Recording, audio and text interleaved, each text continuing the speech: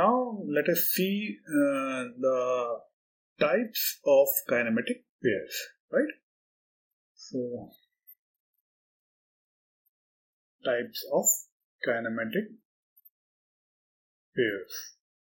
These kinematic pairs are basically classified according to the nature of contact, the nature of mechanical constraint, the nature of relative motion. So let us first see the classification according to the nature of relative motion. So depending on the nature of relative motion, kinematic pairs are basically classified as sliding pair, turning pair, screw pair, rolling pair, and spherical pair.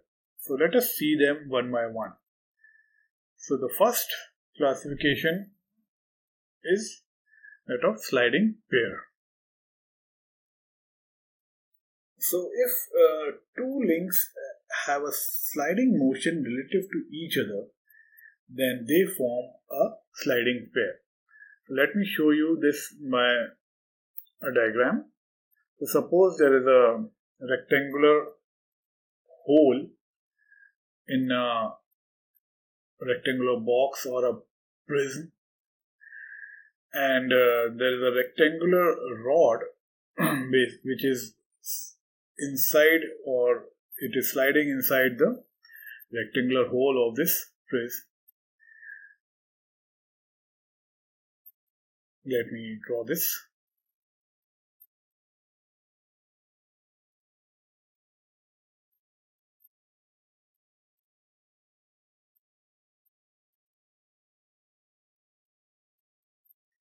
So this type of arrangement basically is this is the rectangular rod, and which is inside the rectangular hole of this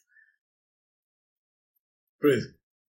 So this rectangular rod basically can only have the sliding motion inside the rectangular hole of the prism, right? It cannot have any other motion. It can only have the sliding motion. So this type of pair is basically known as a sliding pair, in which one of the link will be having sliding motion relative to the other. So let me demonstrate this by this video. So this is the type of sliding pair, in which you can see this is the pentagonal slide, which is sliding inside the pentagonal hole of this prism, right? So there is a pentagonal prism with a pentagonal hole, and you can see there is a sliding motion between the two links. So there can only be a sliding motion between the two links. So this is a type of sliding pair, right? One important thing you need to notice here is that this sliding link can only have the sliding motion, and this motion is basically known as a constraint motion. Why constraint motion? Because due to the shape of the hole and the shape of the sliding link, this sliding link cannot have any other motion. Basically what I mean to say is that it can only have the motion in this to and fro direction. It cannot rotate, and it cannot move in the perpendicular direction. So the very good example of this sliding pair is basically, if you see in this piston cylinder arrangement, this piston and cylinder are basically forming a sliding pair. This piston will be moving to and fro, up and down inside this cylinder. It cannot move in any other direction, and it cannot even rotate around the axis of the cylinder, right? So it can only move up and down. Next pair which we will be talking about is the turning pair or a revolute pair. So revolute pair or turning pair basically permits only relative rotation between the two links, or the turning motion between the two links. So suppose there is a cylinder with a cylindrical hole, and there is a shaft which is actually penetrated inside that cylindrical hole.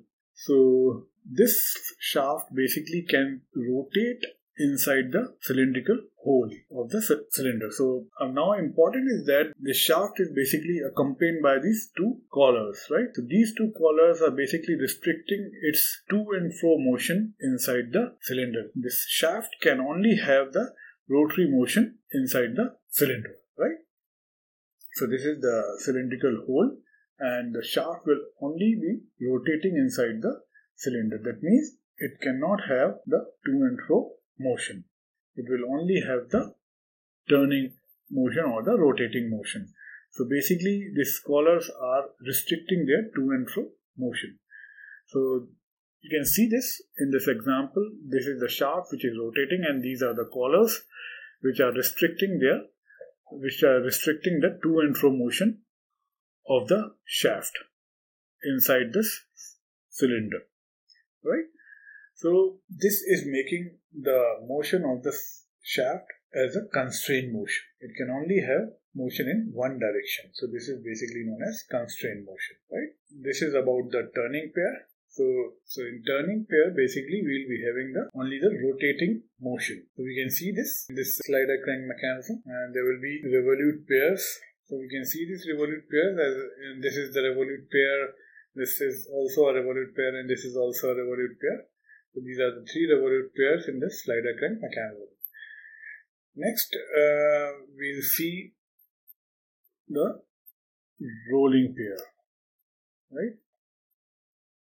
So when the links of a pair have a rolling motion relative to each other, they form a rolling pair. So for example, a rolling wheel on a flat surface, for example, ball or roller bearings, you can see here that this is the ball which will be rolling inside this bearing. So there can be a roller also, there can be a ball bearing or roller bearing also, right? So in place of this ball, there can be a roller also. So this ball will be rotating inside this bearing. So this is how you can see that this is the roller which is rotating. This is the ball which is actually rotating inside the mating surface of the bearing, right? So this bearing is rotating, and also the ball is rotating with the mating surface of the bearing, right? So this is an example of rolling pair. Next kinematic pair is basically screw pair or a helical pair, right? So if two mating links have a turning as well as a sliding motion between them, then they form a screw pair, right? So turning as well as sliding motion is there. So both these motions take place simultaneously.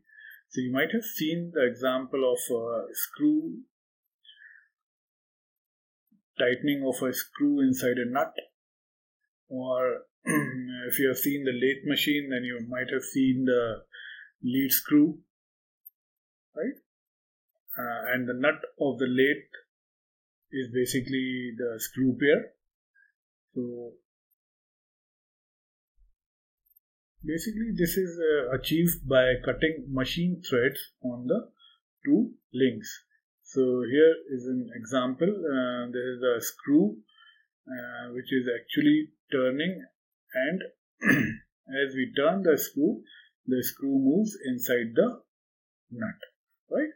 So there will be two types of motion taking place simultaneously: the turning motion and the sliding motion.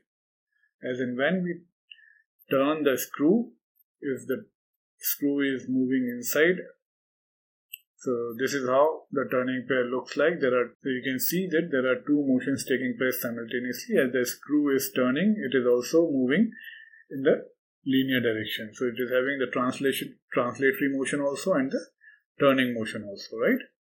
So this is the example of screw pair. The next kinematic pair is spherical pair, right? So spherical pair basically is formed when one link in the form of a sphere turns inside a fixed link. It is a spherical pair, right? So the example of this is basically a ball and socket joint. So a ball and socket joint basically forms a spherical pair, and this is how the spherical pair looks like. There is this ball which is actually, this is this sphere which can turn in any of the directions inside this fixed link, right? So this type of spherical pair you might have seen if you have seen the video games. If you have played the video game, then the joystick, if you know, the joystick is basically this spherical pair.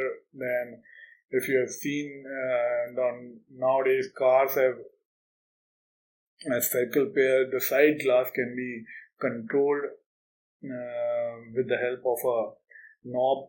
A knob is there inside the car, and that can be the direction of the side glass can be controlled with the help of this knob, and this knob is basically forming a spherical pair, right?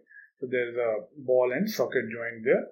So this is the view, the rear view, the view of the mirror of the side glass can be controlled from the inside with the help of that knob, right?